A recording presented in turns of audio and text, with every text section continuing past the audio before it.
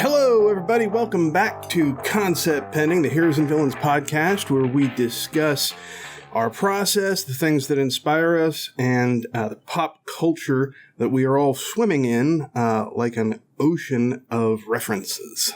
Today we're going to be doing a Ask Me Anything kind of thing. We pulled some questions from, I believe, social media, where we've asked people what they want to know.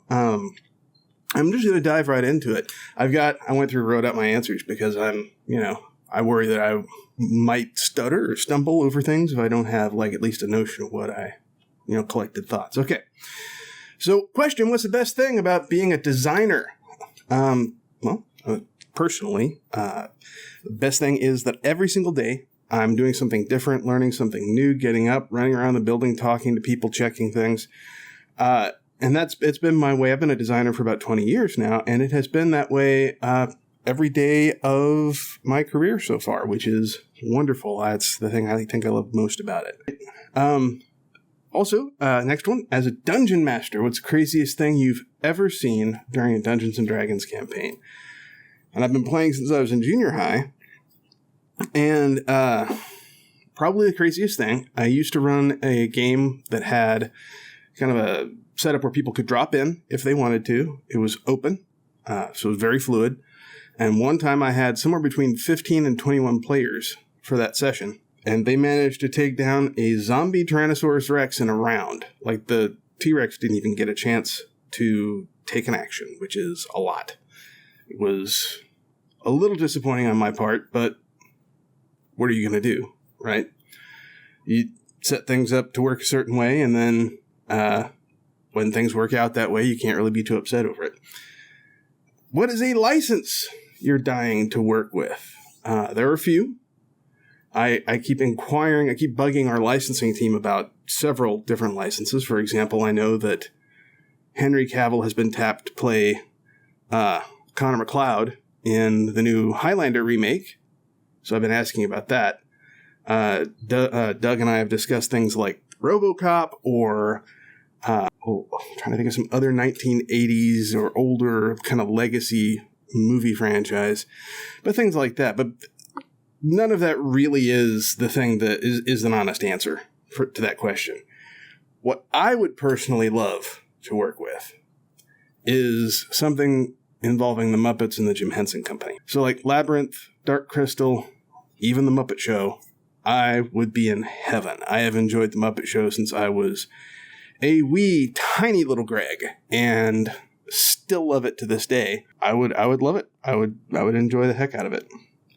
What's one movie prop you'd die to get your hands on if it went up for auction? I don't know if I'd die to get my hands on it, but I would be extremely happy to get the green Kryptonian crystal from Superman the movie, the one that Christopher Reeve as Superman rears back and, well, not Christopher Reeve, it's the guy playing young Clark Kent. Because he throws it out into the ice, and then the Fortress of Solitude grows out of the ice.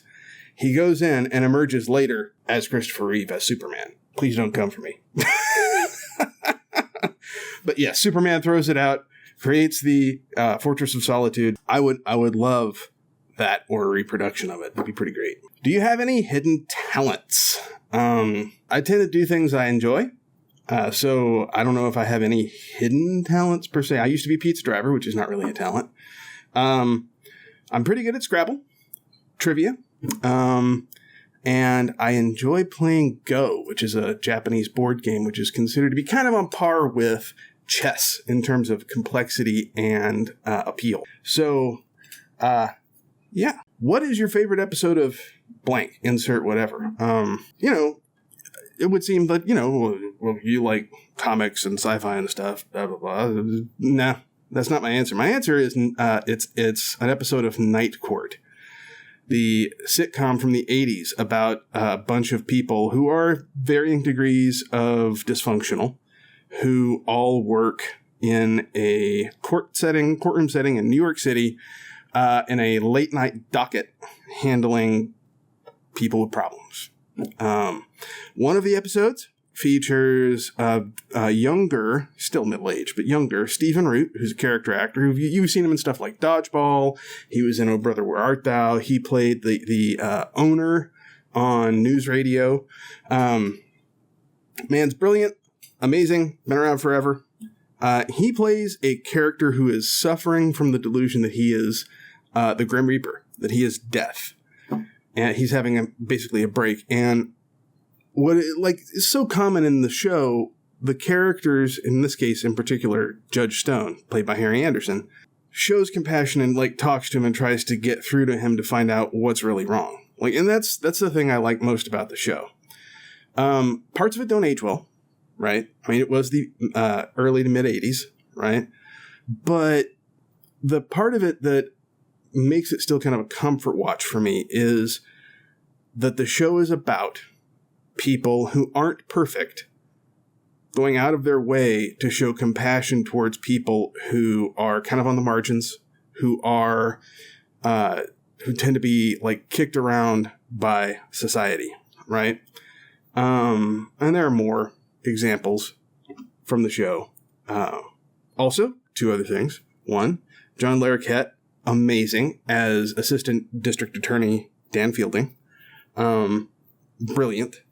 The other is Brent Spiner, who a lot of you, your ears may be just perked up if you didn't know this. He played Lieutenant Commander Data on Star Trek The Next Generation, right? He is on Night Court in a recurring role as Bob Wheeler, who, when you first meet him, you are under the impression he's West Virginian, and then eventually you find out that he is a Yugoslavian refugee. And he, his wife, his whole family, they have absolutely the worst luck. There's no other way to describe it. It is amazing. You can watch it for free online if you poke around. It might be your gig. It might not, but it's a comfort watch for me. Do I ever put Easter eggs in my designs? So yes, as often as I can. But it has to work for the design. It has to work for what you're doing, and it can't just be random, right? It has to actually relate to whatever it is I'm doing. If you just slide an Easter egg in and it's just a random reference, okay, that's not great though. My favorite anything like that I've ever done is from before I worked here for Heroes and Villains.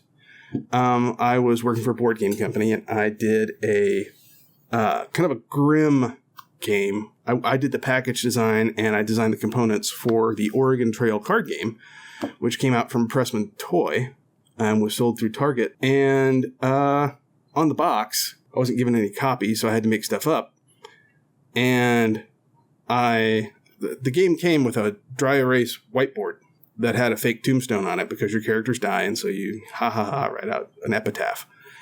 And I put a fake epitaph on there on the back of the box that said, I'm going to have to paraphrase, get it close. Prudence never saw the measles coming, but they spotted her.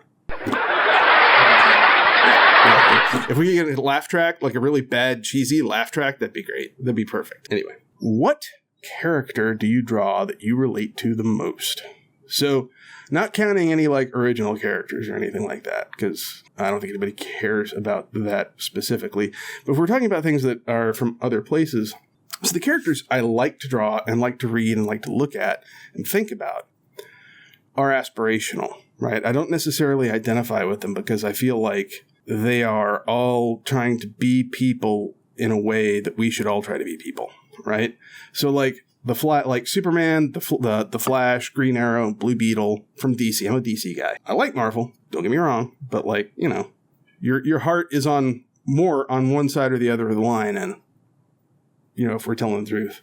If we're talking about characters that I relate to, as opposed to characters to possess qualities that I would like to see more of in myself, I would actually say, because I draw a lot of D&D monsters for fun, but also because I run games, I will draw them for my players so they can understand what they're dealing with. They are all, to one degree or another, an example of an unrestrained id, right? They are what they are without any limits on it. They just do what they do.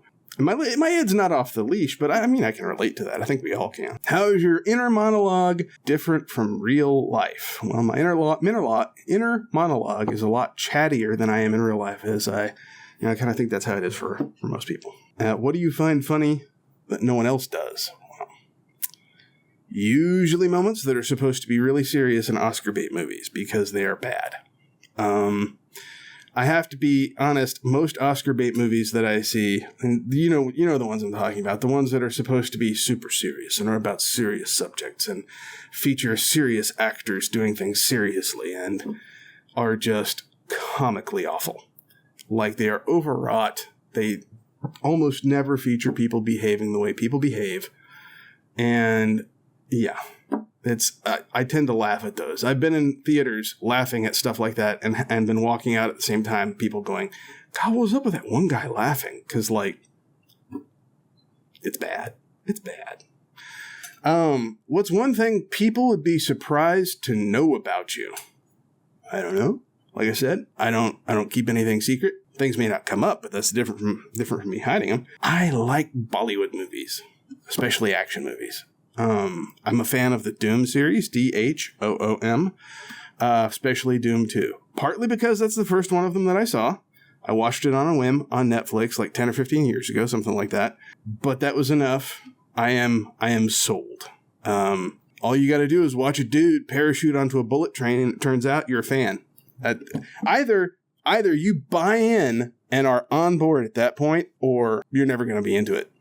Like, because if you can't watch some dude... If you watch a dude jump out of a helicopter and parachute onto a bullet train, like, you know what kind of movie you're getting. It doesn't matter if they break out into song and dance, and they do. Because, like, sure, you're already dealing with something that is simultaneously awesome and ludicrous and amazing all at once. And so anything can happen. Either you're into it or you're not. And if you're not, well, you do you. We don't all have the same richness of inner life. What's your life motto? I don't really have a life motto. I mean, the best I have is, or the closest I have is, like, keep poking at things, keep learning, keep trying to find out what ticks, and try not to hurt anybody on the way. It makes me crazy when I'm dealing with people who aren't interested in how things work. It irks me. What is the last show you binge watched? Well, I did mention Night Court earlier, right? I had to think about this one a bit. And it occurred to me, as I was thinking about it, that there's an answer. I've been watching a lot of shows on Dropout, which is kind of the mutated offspring of College Humor. It's what College Humor turned into. It is an online platform. They post a whole lot of stuff to YouTube and TikTok, so you can find it if you want to. There's Game Changer. There's one that the one I most recently watched, which is called Smarty Pants. But the one most people have probably heard of that is the thing that actually got me into Dropout as a concern is Dimension 20, which is the D&D live play that is, I'd say 75% of the time, dungeon mastered by Brennan Lee Mulligan. And all the people who play, including Mulligan, they are professional comedians. So the emphasis is on comedy, and it is always fun, every time. The one I most recently watched is Smarty Pants, and Smarty Pants is amazing because it is comedians taking turns giving PowerPoint lectures to one another on whatever topic they feel like. It is great. It is very good. Recommended. What song do you know every single word of? I'm not going to lie. I am terrible at lyrics. I will sit there and I have trouble understanding what people are saying in a lot of pop songs. I'm a fan of Woody Guthrie, which may not fit with anything else I've said so far, but I am a big fan of Woody Guthrie. And so I know all the words to Who's Gonna Shoe Your Pretty Little Feet, which sounds awful, but I promise you is much better in terms of tone, content, and execution than it probably sounds like. I started listening to Woody Guthrie because he's from Oklahoma, but I very quickly found out that I like folk songs, and it's just my favorite of his. He was a complicated person. He had... To say that Woody Guthrie was kind of squirrely is underselling it a lot. But he was also someone prone to pick fights with people who deserved it. And I admire that part of him. Okay, what advice do you have for young designers starting out in the industry? There's a lot. The thing is, your education doesn't give you a right to a job. Okay? Your work history does not give you a right to a job. Nothing gives you a right to a job. Design is about the work. If you're going for a new position, you have to prove you can do the work. If you have a position, you have to keep proving you can do the work. The thing to do is, if you want to be a designer and you feel like you're at a point where you can get started, then start looking for jobs in the field. And the thing that really stinks is you may be in a position where you'd have to take a pay cut to get started. And I wish I could tell you that there was a way around that, and I wish there was, but there may not be. If what you want is to do that for a living, then you got to get started, and you have to find a way around the blocks. You have to find a way around the things that are stopping you from doing it. I will also add, it is important to keep in mind that being told no does not mean that the person talking to you is wrong. If you're told no, it is best if you can get some feedback so you understand why you were told no. Don't assume that they are wrong because they said no. Also, don't assume you're wrong because they said no. Just don't make assumptions, right? Best advice I ever got from anybody was, when someone says something, what you need to do is just take it as what they've said. It's not truth. It's not a lie. If it's important, the more important it is, the more important it is that you double check it and verify it. If someone makes a comment about your work and it hurts, well, examine it. Develop your critical faculty. Take that feedback and say, well, does it apply? Does it make sense? Can I understand it from their point of view? It may turn out that they were just trying to say something cruel, but it may also turn out that it hurts because it's true. And you're not going to know until you interrogate your work and yourself honestly. None of that's fun. None of that is good to hear, but it's the truth. While we're dropping truth bombs like that, other things. One, talent it exists. I don't know that talent is as important as your work ethic overall. However, when you're talking about the difference between someone who is a competent, good designer doing work in the industry somewhere and someone who is like within the design community or even the broader culture known for being a designer, the difference is often talent and luck. And you can't do anything about either one of those. You can't make yourself have luck, and you can't make yourself have talent. Similarly, you cannot learn good taste. It stinks. I wish you could. There are times I really wish you could. But you can learn all of the elements. You can learn, color theory. You can learn typography. You can learn the grammar of design. You can learn principles. You can learn all of those things, but you cannot learn how to look at something and determine whether or not it's a good idea. Part of that is context dependent, for sure. It is what it is. People review bombing The Acolyte. I think review bombing in general it's one of those things that's done and it has plausible deniability, right? You can say, oh, we just really don't like it. But a lot of the time, these reviews will come out so quickly that it's not really possible for them to have seen the movie. Like Rotten Tomatoes had to start limiting people so they couldn't comment on movies that they can't possibly have seen, right? Review bombing is a thing, unfortunately, and it seems from all available evidence as though that is happening to The Acolyte. Look, if you don't care for it, okay, right? But you're not necessarily going to get your way by trying to trash it in public to get people to stop making things that you don't like in order to make things that you do. What you're going to get is, you're probably going to be relegated to just being considered noise. People will just stop listening to you altogether at some point. If you don't actually have anything constructive or useful to say or helpful, people are just going to assume that anything that comes out of you or your, group or whatever is not worth listening to. That's not to say that your opinions are not important. But review bombing is probably not a helpful way to go about it. Well, this is probably a little bit shorter than normal, but hope you guys enjoyed it. It was pretty fun for me to go through and, drop a bunch of my opinions and likes and dislikes on you. Maybe sometime we'll talk about fonts I'm not fond of, or we'll talk about obscure or ancient movies that most people probably aren't familiar with, or something. I don't know. Thank you for listening to Concept Pending. This is probably shorter than our normal episodes will be, but if you want to find us on social media, you can check us out at Concept Pending. You can also find us on the Heroes and Villains website, and you can, please do, follow Heroes and Villains on social at Heroes Villains Brand. You can find us on the web at heroesvillains.com. Thank you, folks. We'll talk next time.